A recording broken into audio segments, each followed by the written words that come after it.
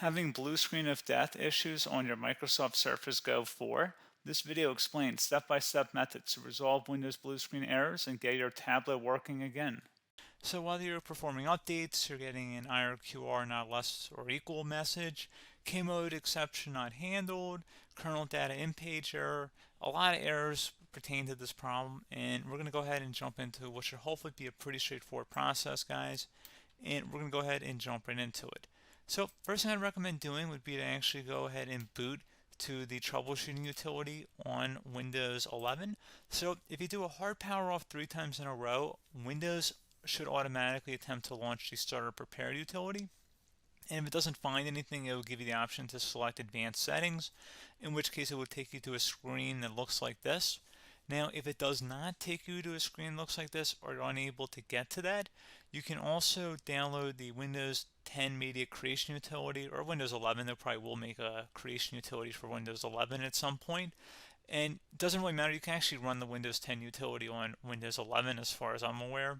And you should be able to run the troubleshooting utilities built in within it. So you just would go ahead and download it to an ISO file and then burn it to a DVD or USB.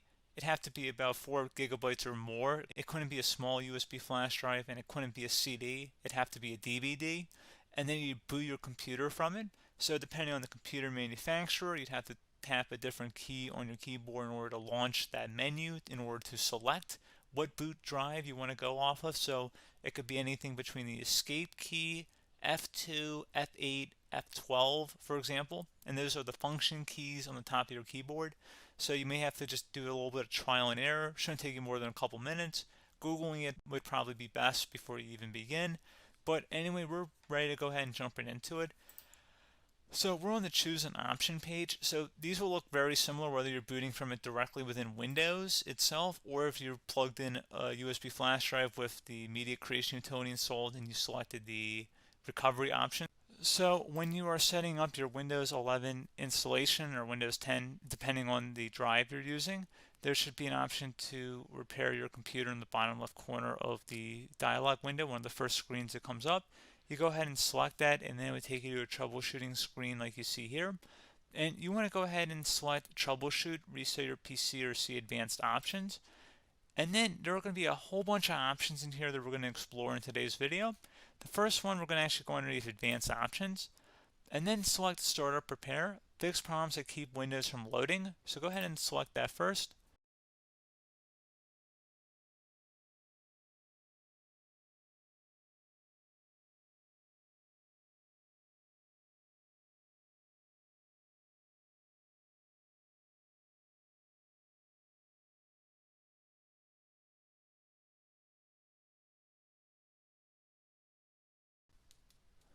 Okay, so you can see it could not repair our PC. That was our first option we could try. Something else, if we go back into advanced options here and then select troubleshoot, we're going to go underneath advanced options again. You can go ahead and actually access safe mode by selecting startup settings.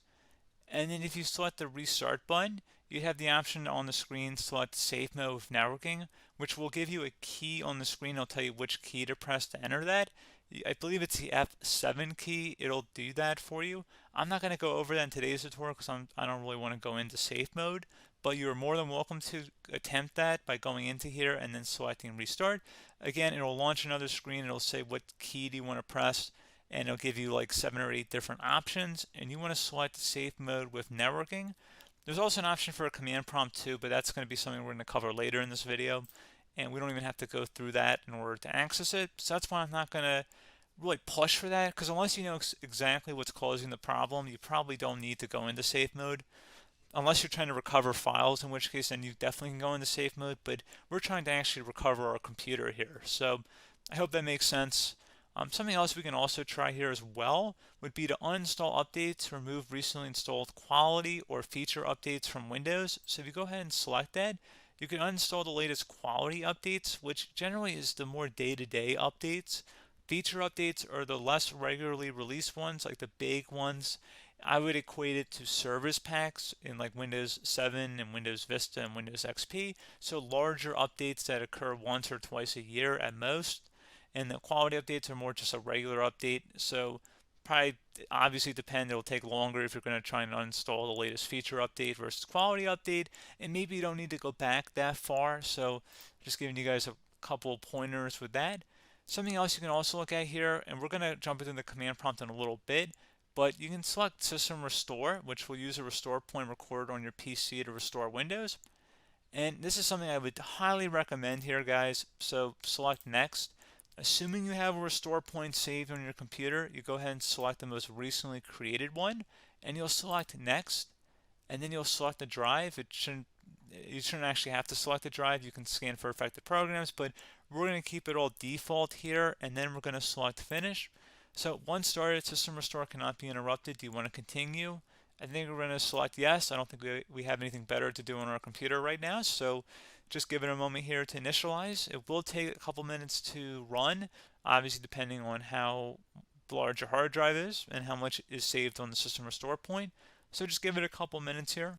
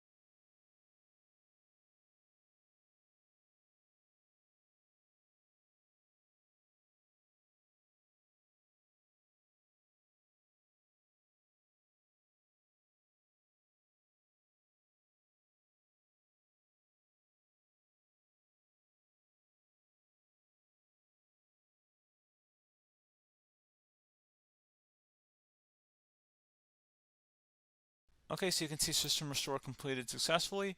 The system has been restored. Your documents have not been affected. Click the Restart button to restart your computer. Go ahead and select Restart.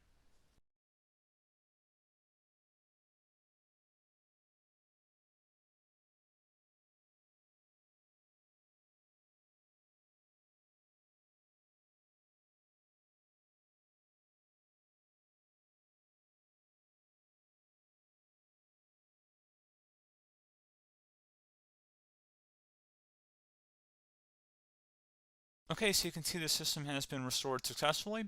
We're going to go over a couple different methods in addition to that if that did not work. So I'm just going to pause the video and we're going to start back up back on the recovery screen that we started with. Okay, so a couple other things we can try here too. If you go back into troubleshoot, you can select reset your PC, while you choose to keep or remove your personal files and then reinstalls Windows. You can select to keep my files, which will remove apps and settings but keeps your personal files. You can also select remove everything, which will remove all of your personal files, apps, and settings. So this is more of a factory reset, the second option here. First option, it should not delete all of your personal files. However, it will pretty much clear most of your programs. And keep in mind, there's no guarantee that your information, number one, is even still available and easily recoverable on your computer to the point that you actually would be able to recover anything. And the second point is that there's always a chance that it won't actually recover and it will just do a factory reset anyway. So there's no guarantee that actually would keep your files anyway. So I would recommend trying to get a recovery tool and backing that up first before selecting it anyway. But again, those are a couple different options. And then something else you can try here if you go back to the choose an option. Another option, if you go underneath choose an option and select troubleshoot, advanced options, and now select where it says command prompt. Okay, so the first thing we should do is type our main hard drive here. In most cases, it should be the C drive. So you just do a C colon and then hit enter on your keyboard. So once you're underneath the C drive, we're going to type in dir and then hit enter on your keyboard. It should have program files, users, and Windows all in there. That's how you know you're in the right directory.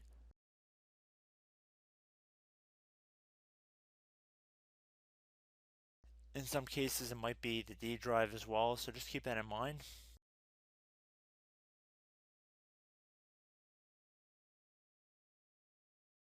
Next thing we're going to do is type in cd space / Windows / system 32 / config, and then you're going to hit enter on your keyboard.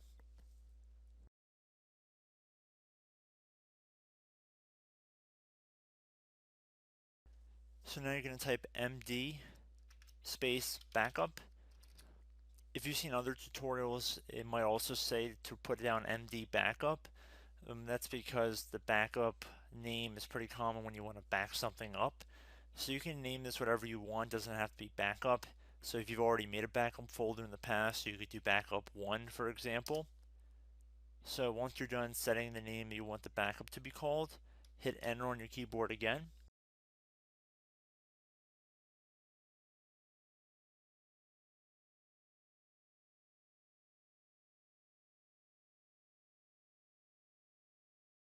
At this point, you want to type copy, C-O-P-Y, space.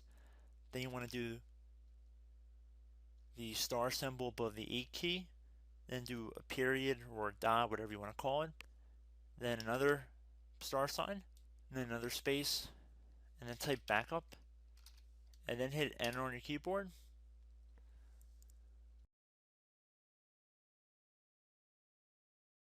Now you want to type cd reg back, R-E-G-B-A-C-K,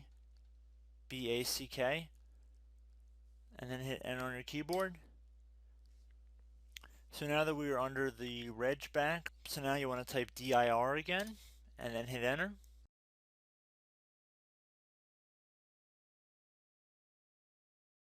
So now at this point we're going to type copy again. So copy, space, star sign, dot, another star sign, space, and then 2 dots. So we're going to type copy, space, star sign, dot, sign, star sign, dot, dot, and then hit enter on your keyboard again. So for overwrite, you want to overwrite all. So type A on your keyboard, so capital A, and then hit enter on your keyboard.